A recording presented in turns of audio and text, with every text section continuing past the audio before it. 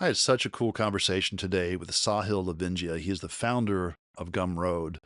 Gumroad, for those of you who don't know, like what rock are you living under? No, it's one of those things that artists know very well. We buy our tutorials there, we market our classes, we sell digital brushes. Gumroad has had a huge influence on my life, my career, my family's ability to make a living, a number of different things. And I've always been impressed by its ease of use, its simplicity of design, and its connection to other artists. It just has a lot of tools out there that have really empowered me creatively to do things. In fact, when I was starting out my online classes, I joined what was called the Small Products Lab, and that was a cohort of other artists trying to get things to marketplace. The course structure that I've built is exactly that. We have cohorts so students can work with each other and collaborate. And I've challenged the students to go out and to earn their first dollar through the sale of their artwork and their creative wares. This is coming directly from Gumroad's premise of earn your first dollar online. In fact, I'm requiring the students to do it, and it's 30% of their grade. And if you're kind of shocked by that, they were too. But now they have to think about the value of what they're making. And there's a real world parameter kind of put around this. So I framed the conversation with Sahil just like that. How'd you make your first dollar? Where'd you make your last dollar? What's the story in between? The conversation went in a number of different directions, and just really grateful for Sahil's candor and openness, his vision. When you can get somebody in who's just not afraid to speak their mind, it's so refreshing. So I'm looking for that from the speakers, and Sahil really delivered. The conversation went towards AI, and unfortunately, the conversation setup, the way that I have the course structured, doesn't let the students speak directly to the speaker, nor the speaker directly to the students. I think we would have gotten to a really interesting conversation that wouldn't have necessarily been easy because not all parties agreed. What resulted was, a really interesting conversation that followed between the students and myself and the dialogue we had. And it was all prompted by just the interjection of a different point of view. And that's what universities are supposed to do. We are here to challenge, to take existing biases and poke holes in them. And with something as new and fresh and world changing as artificial intelligence is, I don't profess to have the answers. I'm always a student, always interested in finding out something new, and so very grateful for Sahil for the time, for the platform, for his book, The Minimalist Entrepreneur, which I highly recommend, and just for sitting down and speaking to us so candidly. I hope you enjoy the conversation. Sahil, how are you? I'm doing good. How are you doing? Good. Thanks so much. We're sitting here. I'm looking at probably about 55 students out in front of me here, and we've got you up on the big screen. We appreciate you taking the time to talk with us today. And sorry about the wonky camera angle. It's over here, and All your good. face is below me here. Well, hey, got a few questions for you. As I mentioned when I reached out, we've kind of set the expectation for the students here. We have communication arts students who want to go into everything from illustration to design to video games to comics. So really in that kind of creator economy. And I've challenged them this semester. 30% of their grade is to go out and make their first dollar with the first sale of their product or their service. So um, the immediate reaction was a little bit of anxiety, some fear, but I'm trying to walk them through some tools and resources to help them get there. And as you know, that's kind of the premise, kind of the strap for Gumroad. So we're looking at Gumroad as a feature platform to kind of figure out how to do this. And I think it's fantastic that you are here. You know a little bit about Gumroad, Do indeed. right? So the question I guess I wanted to start with is I'd love to kind of know a little bit about your journey, and I want to frame it within the context of the class. As a creator, how'd you go out and earn your first dollar? What was the first stepping stones for you? The first dollar I ever made, I believe, on the internet was I designed a social studies teacher's website. So she was an author of a couple books. Uh, and needed a website. So I designed. I think I used Photoshop, and then there was Photoshop had a companion software at the time called Image Ready that you used to slice the image up into like mini images that then you would build tables and build websites out of them. Um, and so yeah, that's how I made my. I think I charged $5. That's minimum wage, I would say. Not That's not no, it definitely was not. Given how yeah, long it took me to build that website, I think I made about 40 cents an hour or something. yeah, about that. Well, follow up on that question. How'd you make your last dollar? What are you doing these days that's kind of got your interest in kind of carrying your business ideas forward? Yeah, my literal last dollar was there's this startup called Arc, technically it's called the Browser Company of New York, and they made a web browser called Arc, and now Dia, which is kind of cool actually. But uh, anyway, they just sold yesterday, and I was a small investor in that company, so that was cool. They sold to Atlassian, so hopefully Atlassian products get a lot cooler. So I think, but basically, I just like now I spend my time uh, continuing to build out Gumroad, but I just like building and thinking about how to build nice web products and like software. Uh, so yeah, that's kind of an example of doing that, investing in some sort of things like that. So So I think these students will, it's hard to relate to somebody who has success on the tail end, and their stories kind of just starting out. This social studies teacher that you were working with, uh, was that someone that you met in school? Was this just kind of a random connection that you made online? it was my social studies teacher. I mean, Yeah, she yeah, was teaching me about France, or yeah. right. Um, Something that has always kind of interested me about the way that you frame things from your blog post to your book and the way that you've put things out for Gumroad is transparency. And it seems like you're inviting people in to the inner workings of your company as much as you possibly can. That's from investing to the quarterly statements and everything else. Um, has it always been that way? Have you been guarded along the path, or is this something that you're kind of opening up? Things are changing. What drives that mentality? I think to a degree, I've always been like an oversharer on the internet. Um, I don't know.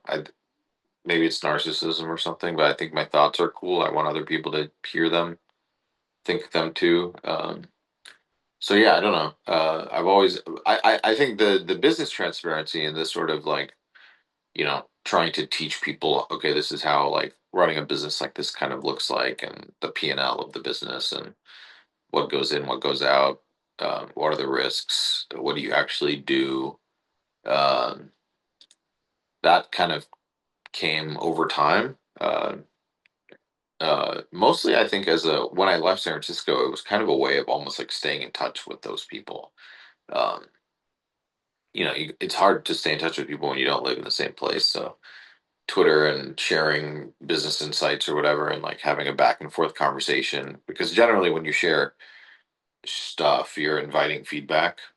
Very helpful, hopefully feedback. But which creates a dialogue, right, between like a bunch of random sort of tech people on the internet, and anyone can chime in. So it kind of creates this like forum vibe, which is pretty cool. So yeah, that's kind of why I think I've always sort of been inclined to do it. I don't know sort of where that initial instinct comes from to share your work or thoughts or Yeah, it's helpful on the receiving end, but it's also helpful with your business that that exposure is good and healthy for it too. Um, yeah. The you biggest downside is like you just get attacked every once in a while. yeah, well, that's the internet for you, right?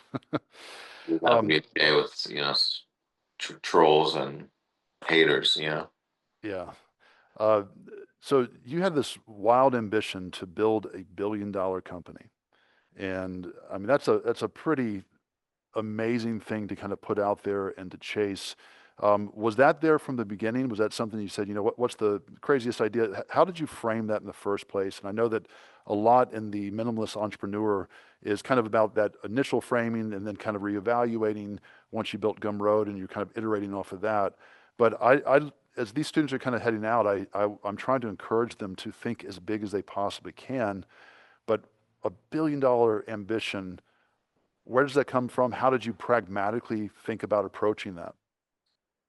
And pragmatically, it's tough at that, when you have numbers like that. But just generally, I think the Silicon Valley culture is, trying to sort of genuinely, I think, make the world a better place, and sort of in a very scalable way, like not in like I'm gonna, serve my community or help this one person who's dealing with like a terminal illness. Uh, but Silicon Valley is kind of like how do you serve 2 billion people, with your software? Um, and so yeah, I was just in that bubble. So that's kind of where I think a lot of that desire kind of came from. And just generally, like, the more successful you are, that sort of means the more people you've helped. So, in sort of a statusy sort of way, it creates this hierarchy that you want to ascend. Similar to like going to church or, any status hierarchy, like kind of has that. Um, so yeah, that's kind of why. But so I think generally spending time in that environment, if you want to, I have this sort of conspiracy theory that like you can acquire, like you're sort of like share thoughts with like your opinions basically transfer in your breath. So like when you physically spend time with people, like you're like exchanging opinions and you're becoming more like each other. It's not true, but I like the idea of it. Like if you want to think like a group of people, you actually have to like live in their, you know, bubble and ecosystem, and only then will you like deal with the things they deal with that make them think the way they think. So That's a great illustration waiting to happen. This the sharing of breath and becoming like people. It's a good visual metaphor. So you went from Silicon Valley, and I know you've I got talked. to nano banana. Just, make that a thing. Yeah, there you go.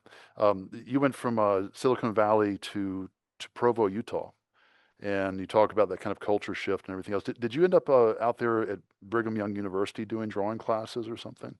I did do that. Uh, How'd you know? Uh, just a guess. yeah, yeah, I did. I did. At peak, I was doing something like 18 hours of drawing, live figure drawing mostly. At BYU. I started, yeah, taking this writing class with Brandon Sanderson, and then yeah, realized that like doing art in the context of like an educational institution is actually freaking awesome. And so yeah, I just sort of got into that for a while. It's really fun. I don't do it as much anymore, unfortunately, but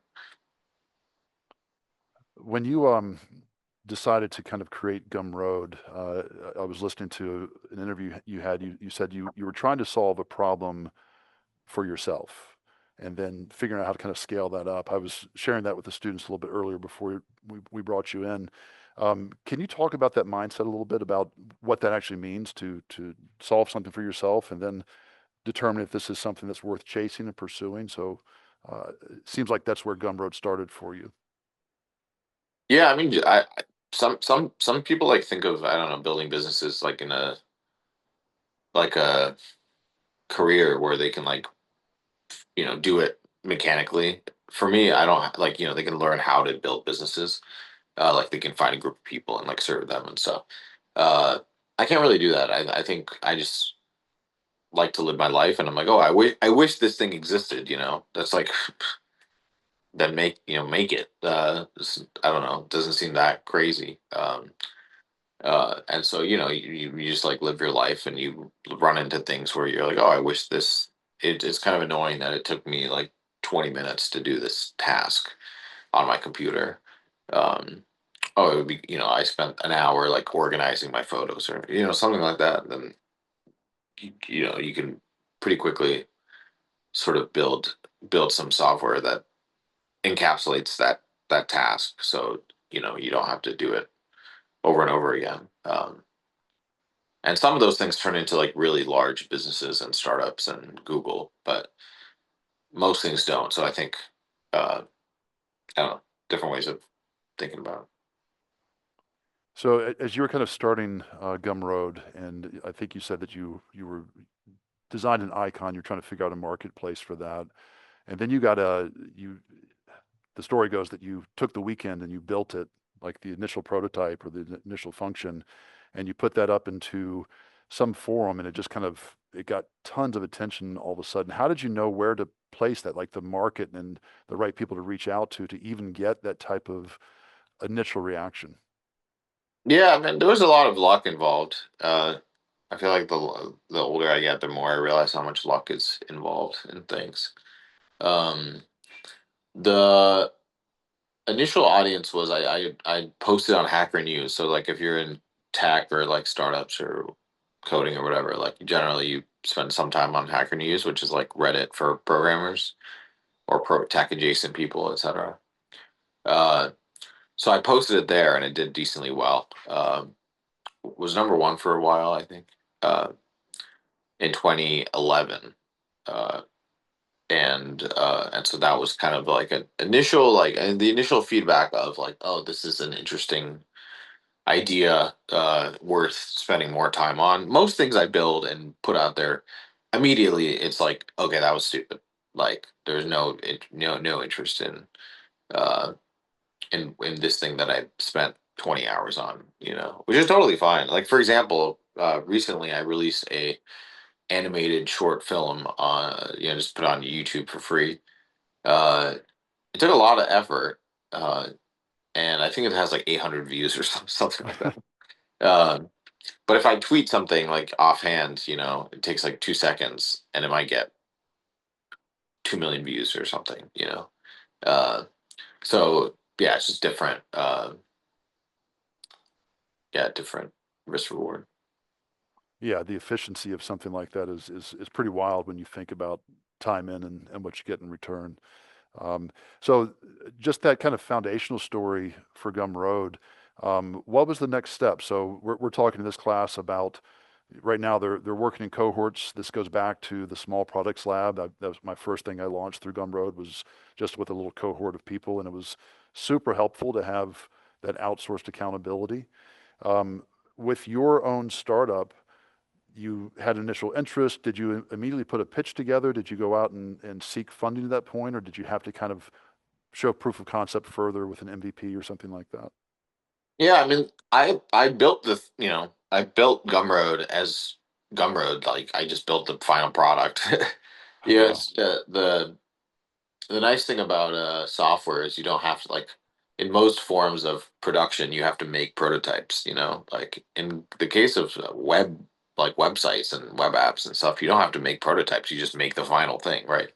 Uh, and so I had built the thing that weekend, and I would just show people like, hey, I built this thing. What do you think? And people are like, oh, that's kind of cool. Excuse me. And yeah, you kind of just do that. There's like this kind of dance to like fundraising. It's probably, I don't know, not dissimilar to dating or something like that, where you have to be seen as like unavailable but available or something. And so with fundraising, you kind of have to be like, oh, I'm doing this thing. I don't need or want. I'm not even thinking about raising money. I'm just kind of a cool nerd doing something, like stumbled upon some uh diamond in the rough or something. Uh, but then everyone around you is like, I need to give this person money to like really make this a thing, because they're like, they have all of the pieces, but they haven't realized it yet. Mm. So you have to kind of be self-aware of like, that's kind of the game that is being played. Kind of have to seem like dumber than you are. Um, because the smart people, like the rational thing to do would be to just like keep kind of like building the business. You don't really need money to do this, but then you kind of get indoctrinated into this like sort of more social infrastructure of like raising money and hiring a lot of people and doing that sort of thing, building billion-dollar companies. Or Those things sound like really overwhelming. So having started some small businesses myself and knowing that pathway in the process, and the students here kind of trying to figure out just how to make a thing, like one thing, and get it to marketplace. Um, there's a lot of things that, and again, I've kind of heard this in some interviews with you where you're talking about um, coding as an example. I mean, you didn't come out of the gates knowing how to code, but you needed to code, right? So you figured it out. You took classes on it because that was a necessary piece. Is that correct? correct. No one knows how to code when they're born, so Of course. everyone has to learn, and it is quite annoying to learn, to be honest. So it is understandable that most people do not code.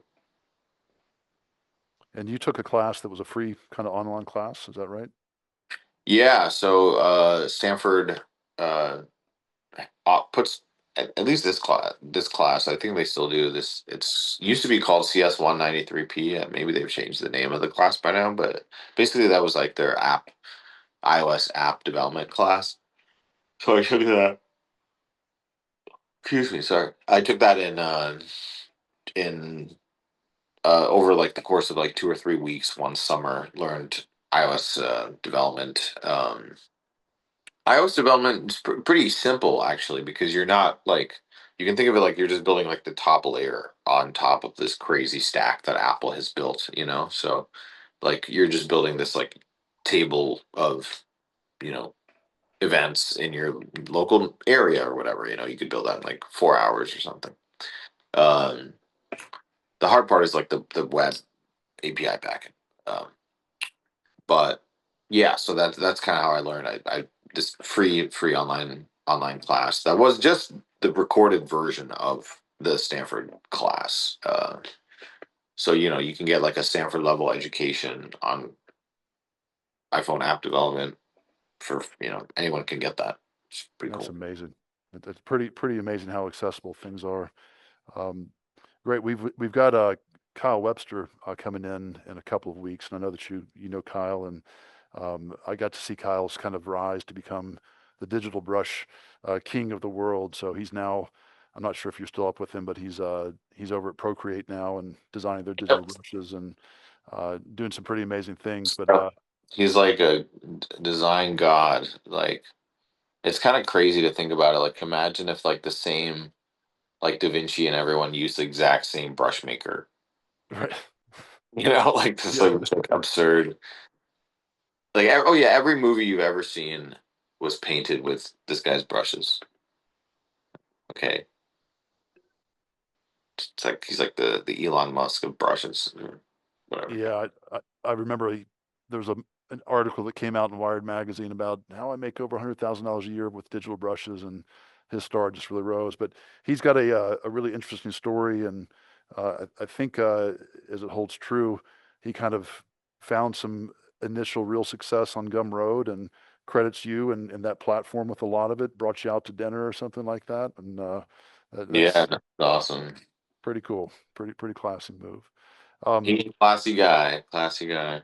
He is. Well, hey, with your platform, I think one of the recent updates is that did you make your API public? We've made we've tried to improve upon our API to make it better, more public. So yeah, there's and all the source code now is open source as well. So Gumroad, uh, it's pretty cool. I think. Like I think it's kind of cool to see like a business, like I don't know, maybe one of there's like maybe a few hundred of these, like businesses that are like online marketplaces and you can actually see the source code of it. So it's kind of cool.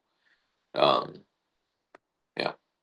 Yeah, I remember Tumblr did that years ago. I don't know if they were announcing and broadcasting it, but um, Really? yeah, Tumblr's they got open source? what's that? Tumblr's open source?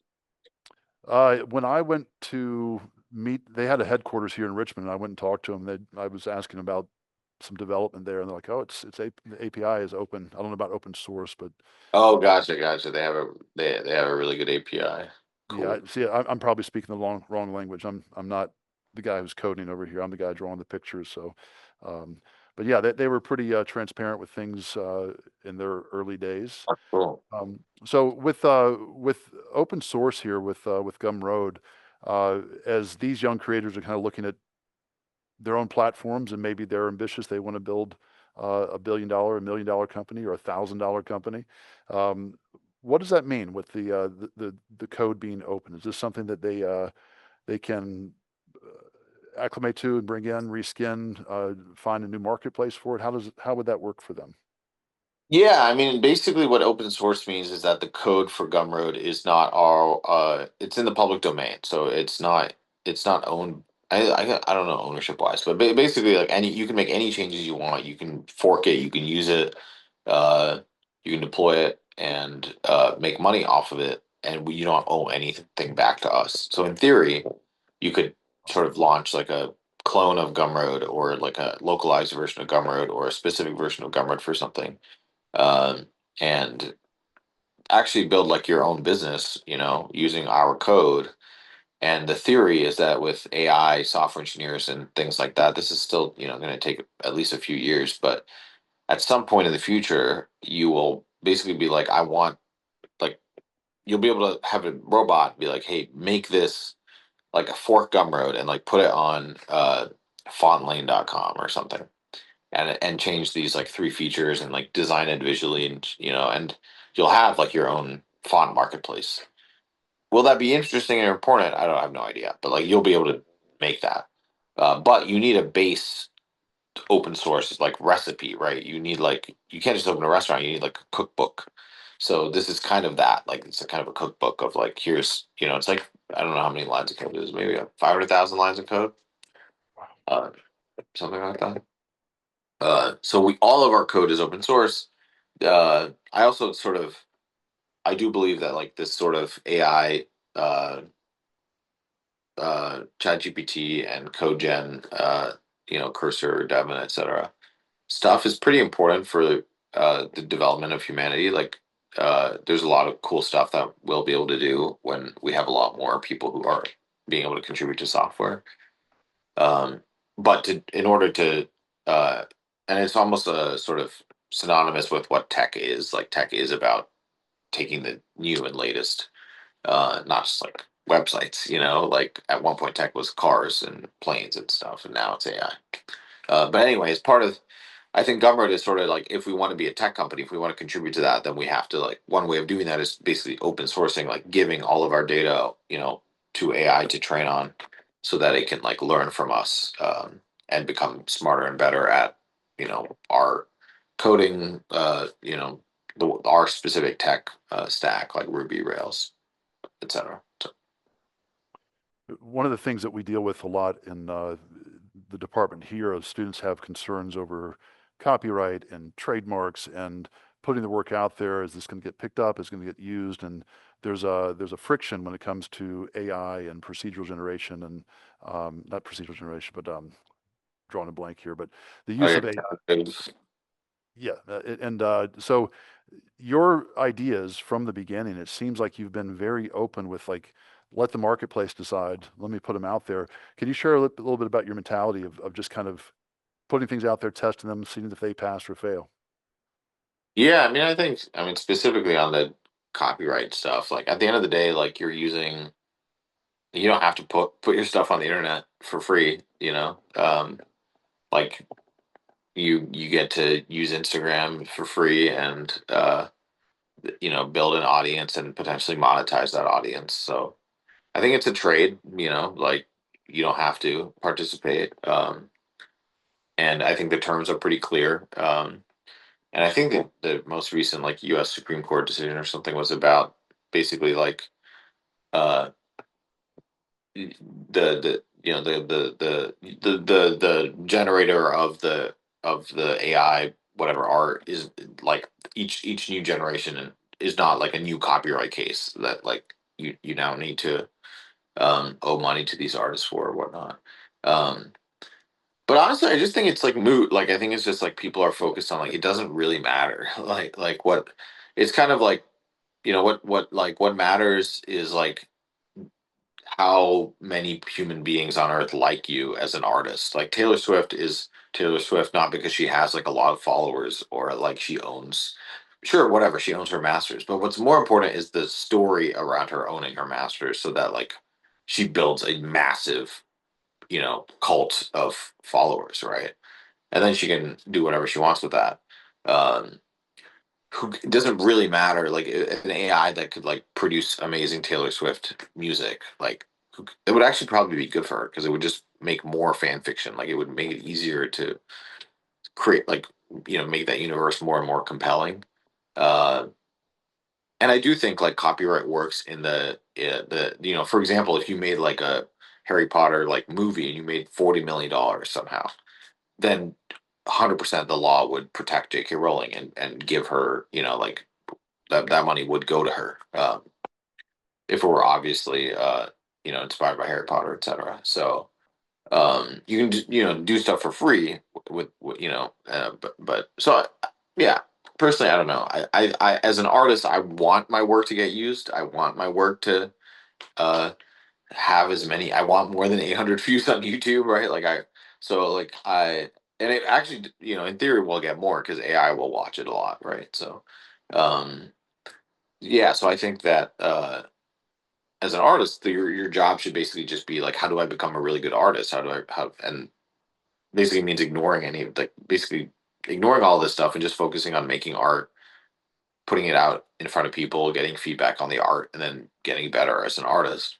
Um, there is a real risk that like AI gets sort of becomes a really really good artist, and there's like sort of a job concern.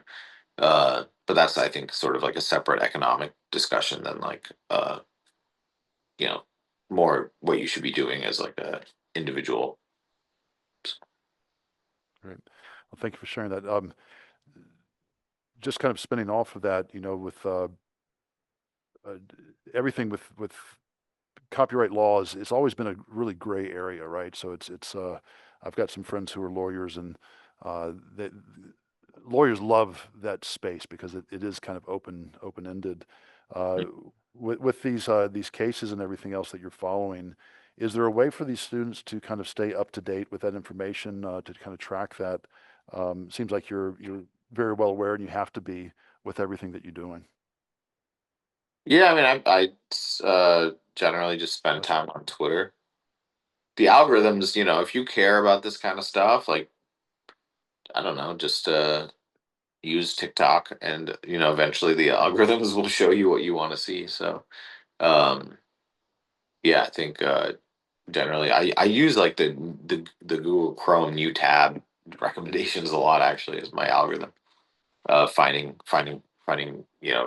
cool new AI models that have come out recently and stuff like that. But um, yeah, you find like one or two people that you think are interesting and smart and have a good perspective.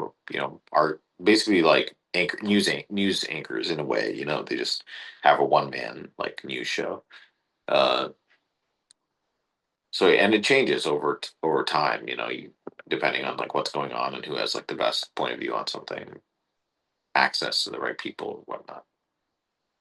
One of the things I heard you mention was, and this, I'm kind of parroting this in my messaging too. It's, you get into this thing where we're thinking about the future of creators, and you might have a Pixar artist who becomes disgruntled because they lose their job to artificial intelligence, right? It might be in the pipeline, and then they go out and they decide that they're going to build something that's a feature-length animation on their own, and the capability of that is not super far away, right? This is something that's Mhm. looking at, like, you can go further, faster, with some of these tools, and it seems to be just kind of inevitable on some fronts.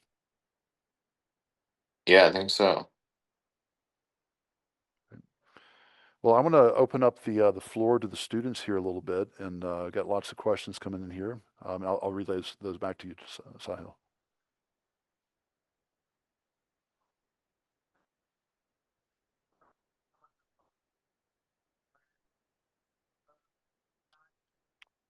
So the question was about if any research has started or might start to mitigate the environmental damage of AI. And I'm not sure that's in your wheelhouse or not. I mean, the environmental damage of humans is way more than AI. So focus on getting rid of some humans first, I guess. If you're concerned with the environment or cows or um, but no, I actually think AI is probably great for the environment because you would just need less. Uh, imagine the amount of environmental energy to like train an accountant today. Like it's a lot. It's like 25 years of like feeding a human, raising them, taking them to all sorts of different places in a car, typically, uh, school and wherever else, travel, vacations, planes, etc. Uh, and then now you can like basically like put, eventually if it's really a big problem, just like put the servers in space, like call AI from, it doesn't need to be like on Earth even. Uh, and then just yeah, you can have like a computer do an accounting function for you. So I'm sure if you look in the research, like AI is probably great for the environment, just like the internet is great for the environment because you can like learn online instead of have to like commute or like move. But like these are all also moot because like the goal should not be to reduce our energy consumption. Our goal should be to increase our energy consumption because increased energy consumption is pretty nice. I don't know if you're in an air conditioned room right now, um, but if you're not, you should turn off the AC if you care about the environment, according to your biases. Appreciate the question there, the answer. Got another question here.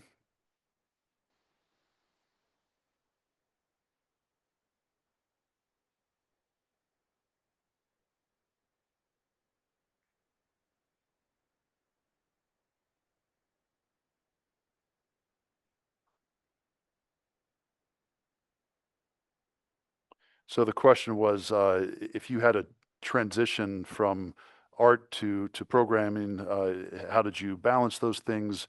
Did they overlap? I'm paraphrasing poorly here, but um, Mhm. so that process, I am curious too. Were you always painting and drawing? Was that part of it, or was that something you picked up when you went to Provo? Um, and what was the overlap of those things? Yeah, I sort of, I mean, as a kid, you're drawing, right? So like drawing came first in that way, like, big fan of drawing cheetahs and dolphins and, uh, but never in 3D or, never like in any way of becoming good. And then programming, was just a really cool way of making interactive things. So I got into that. And then, design was kind of like a little bit of a hybrid, but more in the art side, I would say, than like the programming side. And then when the thing that sealed it for me was like iOS, the App Store, the iPhone, and then the App Store coming out in 2007 and then 2009, I believe. And that really kind of almost created a new like new kind of thing, which was like a design engineer, like someone who was making like a design like this making like really small pieces of software that like lived in your phone. um at that point, at that point, art and programming did not feel different to me. Like it was the same. Like I really, especially now with AI, like code is like you can now vibe code. What is vibe coding? It just means you're like having fun coding. Like you're like able to move fast, right? You're not stumbling upon on words like I just did. So just like with you see really amazing painters, right? And they were like insane. Like they like there's this one painter I love, Brian Mark Taylor, and like when he's just like mixing paints and it doesn't make any sense and everything kind of looks gray, but then he puts it up, and it looks awesome. Uh and You just learn over time, how to do that. But yeah, anyway, like it's sort of the technical is programming, like just like brush, painting, there's all a technical aspect of perspective and value and composition and proportion and blah blah blah. anatomy, but then there's also just like once you get so good at it, because by doing it a lot, then you can like skip a lot thinking about a lot of that stuff and just like work on the on the higher level stuff. And that's when art and programming become kind of the same thing. Well, I think you hit the nail on the head. Design is such a ubiquitous and universal process, and it can be aesthetic, it can be functional, and it brings those things together. So that's one of the things that I talk to the students about a lot in other classes is, if you want to go out and have something that's a reliable uh, project direction career, find yourself in design because it's always going to be in the center of these things. So Yeah, I I know. love design. Design is like my aspirational job title. Like I would love to be considered a designer because it really is like, I don't know, just like even I think of it economically and physically, you know, about reducing, being able to serve a need with less of of an impact. Which, by the way, I agree with that person. Like, if there are ways to like reduce environmental impact, we totally should. I just believe AI is aligned with that. Yeah, it's interesting. I'm working down at the hospital as well as working the School of the Arts, and there's a different mindset of there's AI has the capacity to replace a lot of jobs, but it also has the ability to solve wicked problems. So it's an interesting place that we're finding ourselves for sure. Could Um, you imagine like the protests around swords or something? Like swords are people can kill each other with swords. We shouldn't make we shouldn't make swords. It's like no, I mean we should, and also small versions called knives are useful too. right. I've got another question over here.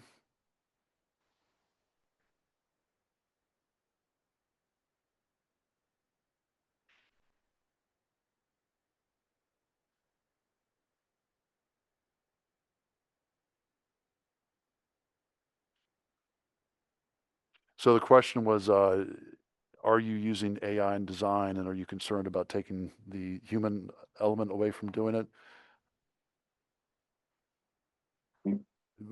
More specifically, what is your process with AI? How are you using it in design and carrying things forward? Yeah, I mean, I use it a lot for research, I would say. So it is helpful. If you're like, for example, if you're exploring a new sort of part of building something, like it's normally you would have to like look at 10 different 10 different approaches that other people have taken to solving the same problem, right? That's generally a pretty good way of it's kind of like as an artist, you're like gathering reference, right? Reference material. Like, how did other people solve this problem of painting a car chase scene or something? Uh, uh, so yeah, so all right, sorry, I thought a lot. So yeah, so research.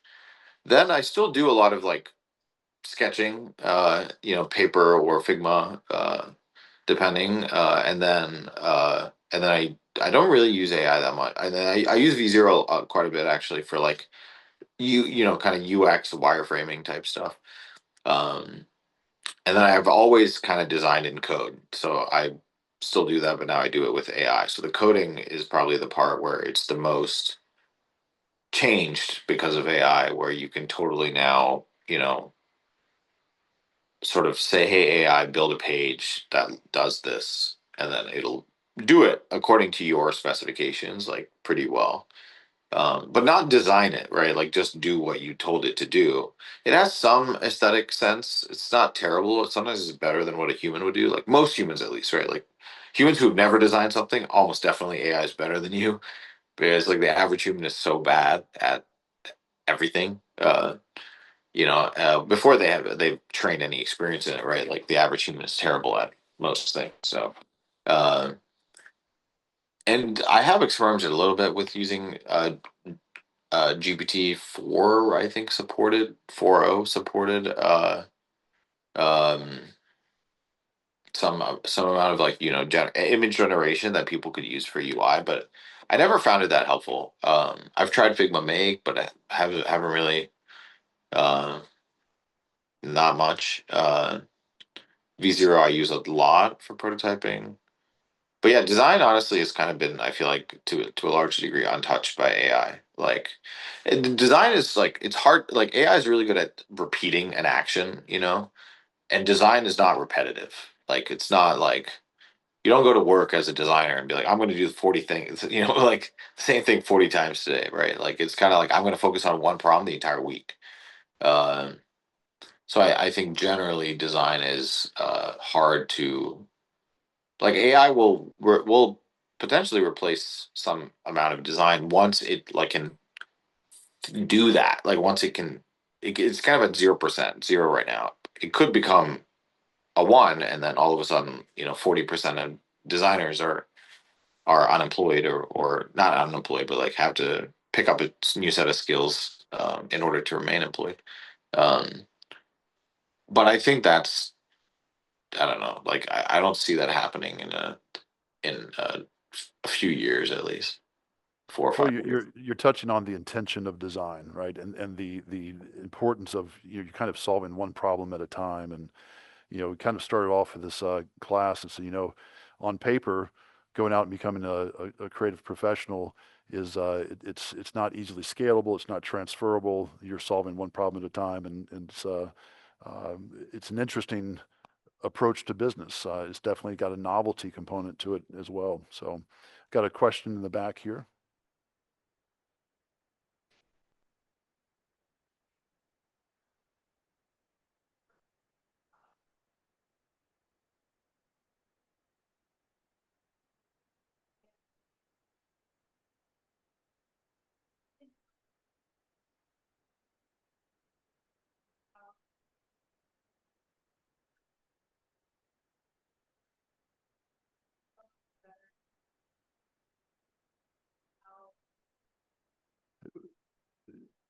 Yeah, let me not keep him holding here.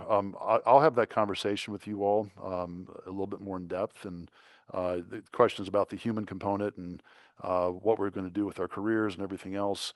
I'm not avoiding it, but I don't want to dwell on AI. That's not my focus here with Sahil. But I did want I to love ask talking you. about AI, No, you do okay. That's a thing.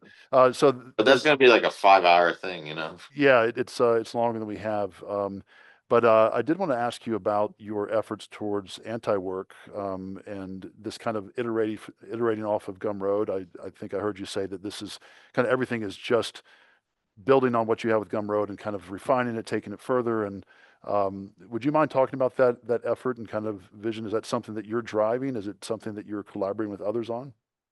Yeah, I mean, it's basically you can think of it like a performance art piece or performance art project.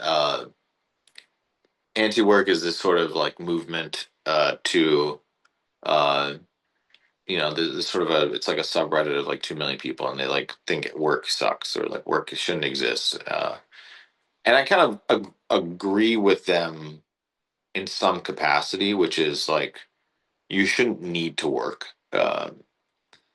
And so sort of this set of projects is basically could you take something like Gumroad and completely automate it such that there's no work, like there's no necessary work. There's still people designing and building, but the amount of like menial tasks that you have to do monthly to make the business operate is sort of should be non-existent. And the reality of the situation is that's true actually. Like that, like Gumroad is almost basically it's completely automated. That you don't have to do anything in a sense. Um, and it's sort of a performance art piece in the sense that like you it, the you can't you see it as like a like no one would work here. Like it's like kind of ironic. Like the people who do work there actually want to work. Uh, and there is a value to working, which is you participate in society and get paid, uh, and it feels good to serve other people and have a framework for serving your community and providing value. Like running around not providing any value to society, it like doesn't feel good. It's nice to have a commute to be to grab coffee in the morning, to go for a walk twice a day. Like there's a lot of value to it. So stripping away like all of that stuff isn't actually what people want. You can do it, but the sort of basically showing people that they don't do it, um, is kind of interesting to me. Um, so yeah, that's kind of like, and also practically like Gumroad is, you know, we had just like I have like a lot of things I like building, so it's like separating it out and putting it in like a kind of a separate entity, quote unquote. Um, that kind of keeps it separate. It's like a bunch of random experiments that are not that serious. Um, was also kind of wanted to signal to people that they probably shouldn't work. Like I get a lot of people wanting to work at the company, and I'm like, you probably shouldn't want to. Like that's not really the point of what I'm trying to do here is employ people. It's not like a normal company. It's more like a sports team. Like I just want a really small set of athletes that are really good to just uh, you know keep the thing going. And it's open source, so like we have a lot of people contributing to the software without needing that to be built. So I mean, yeah. Speaking of AI, like similar thing could happen in like other industries. That currently don't. Like you may have a restaurant, which is right now you have like 20, 30 people work at a restaurant, may only need to be five people because there's only five people actually making the food. Everyone else is like a middleman between like the people making the food.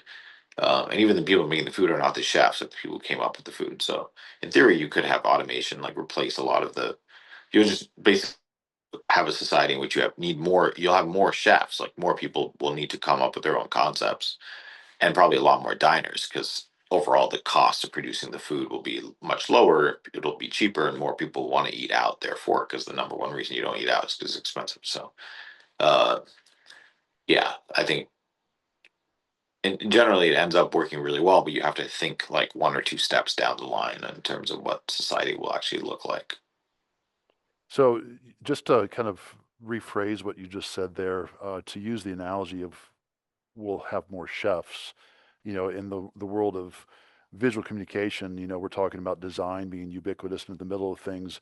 More authors is kind of the language I'm using, people who are creating things that are ambitious and more cohesive and more um, expansive than what our current capabilities are. Is that kind of what you're saying with the more chefs analogy? Yeah, more creators, right? Like to talk my own book, like just more people who are responsible for their IP. Like they own their IP, like come up with their own ideas and ship them to the world. And uh, like Taylor Swift does, like J.K. Rowling does. And I think that, yeah, like, like a lot of people, for example, they get a degree in like visual arts and then they go work at Pixar and they like paint rocks for like 3 years, Uh, and that to me is not that like you're basically like the equivalent of a like a bricklayer in a which is totally fine by the way, but like you're a construction worker. You're just constructing. You're on the set of a movie, a digital movie, and you're like bricklaying. Like you're not doing anything creative, right? Like painting rocks.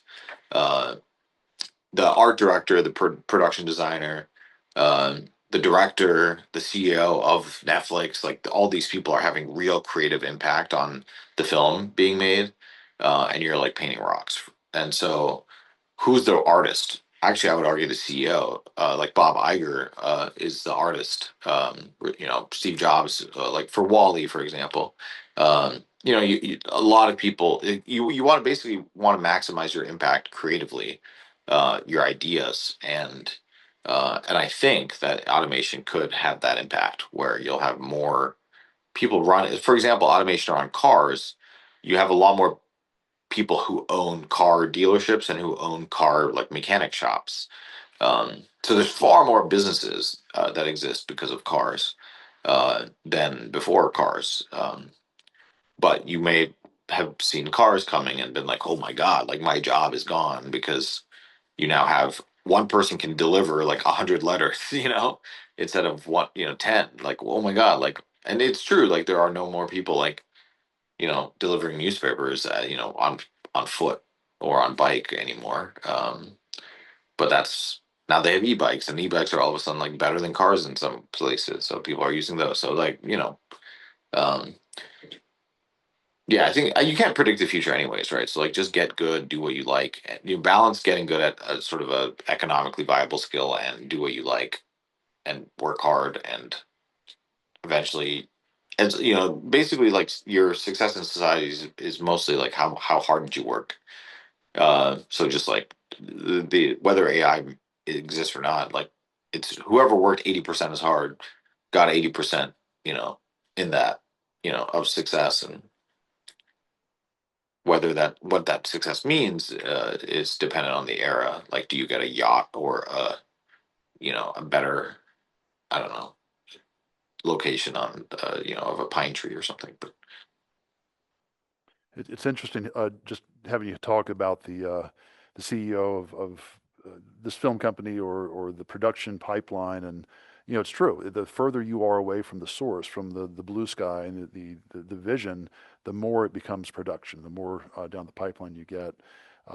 I've worked with Disney artists before, and they come up and say, if I have to draw Tinkerbell one more damn time, for kids' pajamas, like it's not what they thought. They're working for Disney, but it's not at the yeah, high level of creativity. So it sounds to me, not to put words in your mouth, but the chef analogy there is that those taking ownership of stories, of ideas, and having more capacity to expand and reach through those things because of whatever technology comes along is kind of how you envision things going in the future.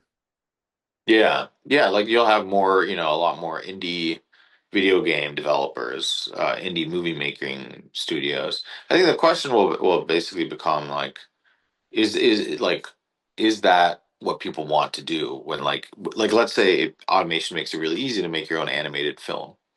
um we may not see like a ton more animated film, and basically just we'll have to come to realize that humans don't naturally want to create a lot of it, that we did it as like a commercial venture, and then when eyeballs went in a different direction, like humans followed, like creators followed them.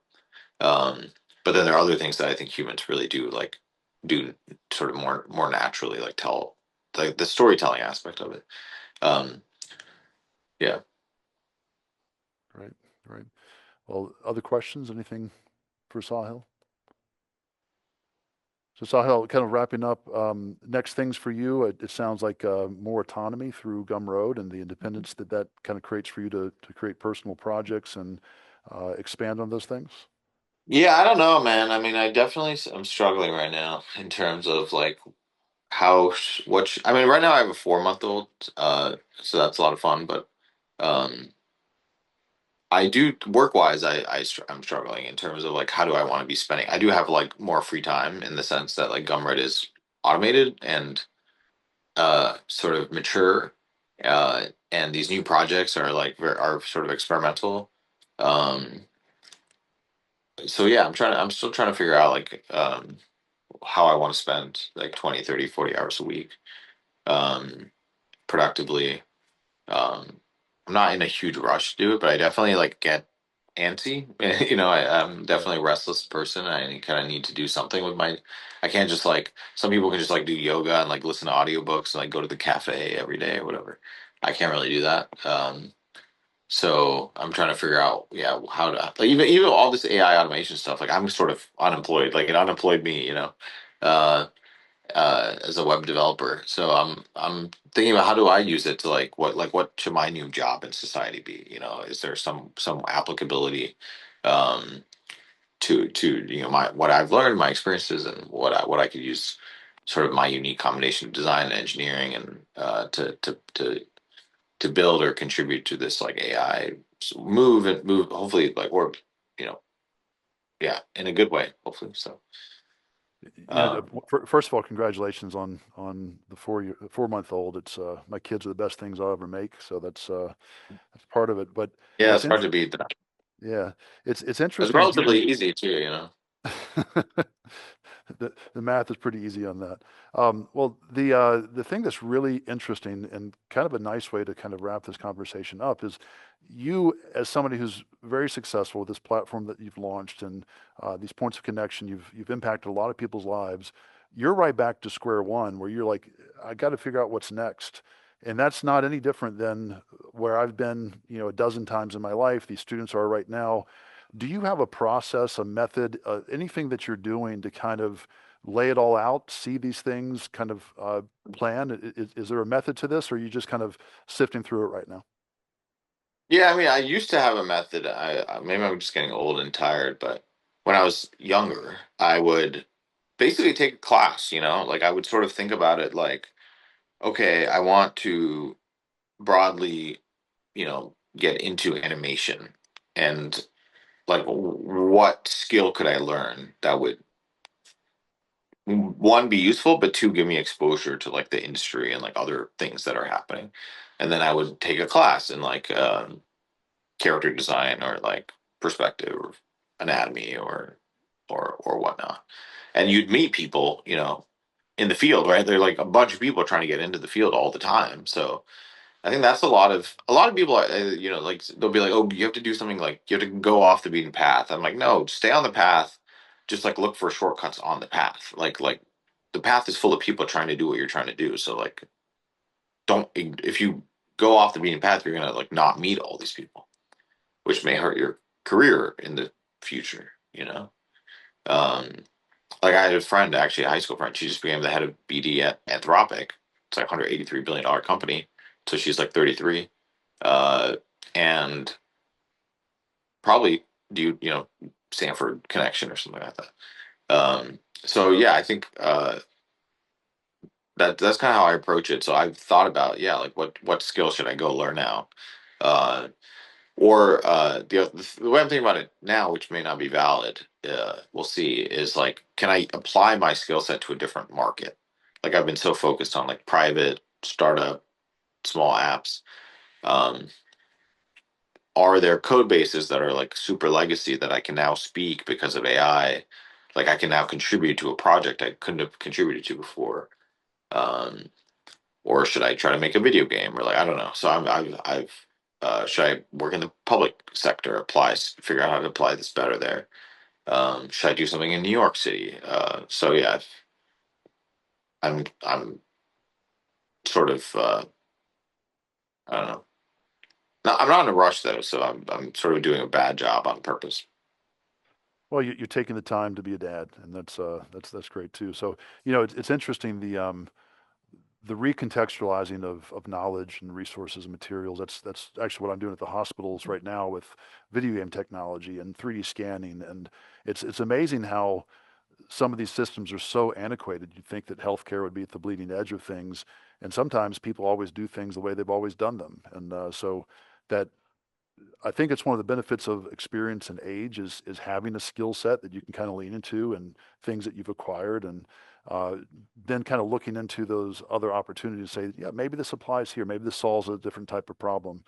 Um, but I, I I know you're going to land on your feet. You're already on your feet, but I wish you continued success, and really grateful for the platform you've built, the book you've written, and the time that you've spent with us today. Thank you. Really appreciate that. All right, Sahil, thank you. Thank you. Take care. All right, man. Be Thanks, well. everybody. I can't hear you, but I assume there's raucous applause. Yeah, they're in front of me. I promise. It's not made up. So, Yeah, I know. It's just been me and you this entire time. yeah, cool. All right, Sahil, thanks a million, man.